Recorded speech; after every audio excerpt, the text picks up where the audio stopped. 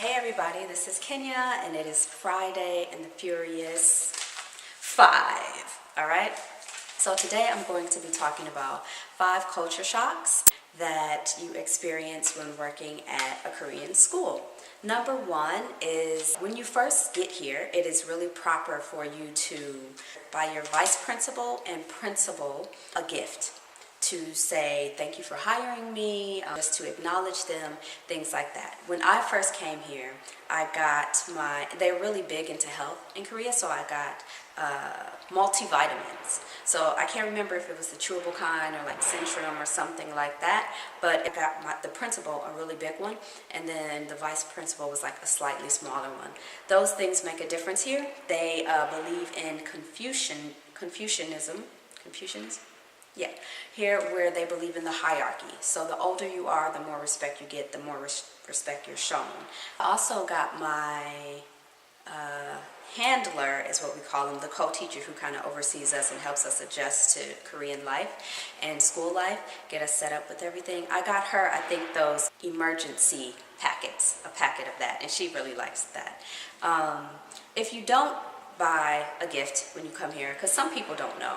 Most people do the research ahead of time, but some people don't know. That's cool. They know you're a foreigner. They won't make a big deal out of it, so no worries. Another small thing about working in Korean schools, at some very traditional schools, maybe in places that are a little bit more like rural, not so much the cities anymore, but some places, when you come to work, you have to go greet the principal, say good morning, and when you leave, you also have to let the principal and vice principal know that you're leaving.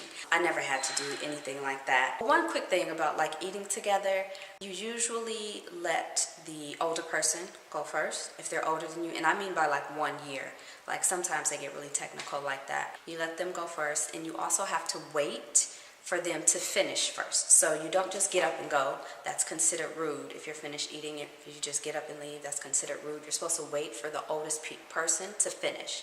Again, the people that I worked with, I don't know if they were just kind of more laid back and not as traditional, or if it was because I was a foreigner, but they didn't really stress too much about that. Some Koreans do though. Some Koreans do. They really want you to stick with their tradition. Bells going off in school. Next is Korean students. I always found this really funny. At my first school, I worked at Bokyeon Junhakyo, which means Bokyeon Middle School. And the students have 2 modes. In the morning, they're always so hungry. Oh, teacher, so hungry. They can't think, they can't concentrate on English, right? That's their excuse before lunch. After lunch, guess what their excuse is? They're sleepy. Oh, I'm so sleepy, I'm tired. So they can never really concentrate on English, except during break time. Here in Korea, they get a 10-minute break at schools. And during break time, they go mad. They go crazy, they're yelling, they're screaming, they're running down the halls. They're just living it up for those 10 minutes. But once they get in class, it's back to sleepy and hungry, okay? All right.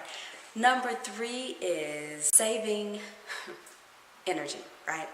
OMG.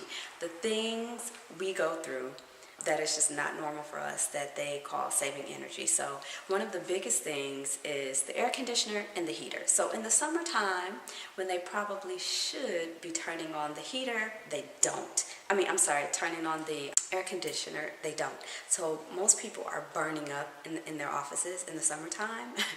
Because the schools, I guess, think that it's a better way to save money. I don't know.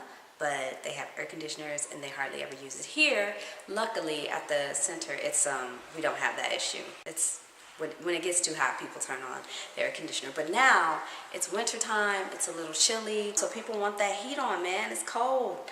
It's cold outside. And we usually don't have too many problems with that. But at my middle school, I would be teaching in my winter coat. I would be wearing my winter coat all day long. Other teachers would too. The students would too. It's really weird that way, but that's kind of how they call themselves conserving energy. The other weird thing that they do to conserve energy is the lights. If you will have a look here, it looks pretty dark back there, right? Like this is how it was when I first came in. There were no lights on. So I just quickly turned on the lights just so you all could see me. But they keep most of the lights off, even when the students are here. They don't really turn on the lights too much in the hallways unless it's really necessary. But one of the things that they do in the winter time, because they really believe in fresh air here and staying healthy. So one of the things they do in the winter time is, even though it's cold as HE double hockey sticks outside, they'll open up the windows and open the doors so that fresh air can come in and just freeze the NET's little behinds off. Okay.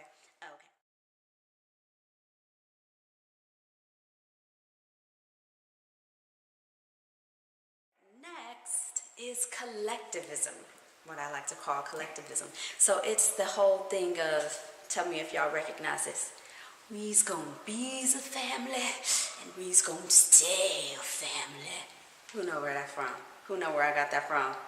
Y'all know. Those who know, know. I'm gonna keep it moving though. But so this is the thing where it's like, I mentioned this in the first video, when they have snack time or when it's time to go to lunch, things like that, we have to do it all at once, all together as a group, right? So they, it's like, oh, Kenya, lunchtime, let's go. And you'll be like, oh, okay, thanks. And they'll just kind of like say it again and wait for you to come with them. So it's kind of like this togetherness thing that clearly I still have not caught on to, because I still kind of am like, doing my own thing, or I come a little later than most people. But like the whole collectivism of doing things all together is big here. Number 5 is chinmokwebi. Chinmokwebi. Okay, that means school fees. What the man, school fees. So at my middle school, we would have to pay 10,000 won, which equals to about $10 a month that we had to pay. And that contributes to snacks and the other thing that they call hueshik, which I'll get into that later. But you have to pay a certain amount every month. And again, because of the we's gonna be as a family and we's gonna stay as a family, because of that whole philosophy, it's really looked down upon if you don't contribute monthly. So if you say, hey, I don't want snacks, I bring my own snacks, I don't need snacks, thank you very much, it's kind of like you're not being a team player by paying that monthly. Here, where I work now, we pay 20,000 won a month for snacks that I barely ever eat. But yeah, that's a whole nother story. I tried for 1 month not to pay. I got away with it for 1 month, and then the next month they peer pressured me into getting back into it. It's all good though. But hueshik is what foreigners call the school dinner. I think maybe it's a more broader term, maybe like business dinner.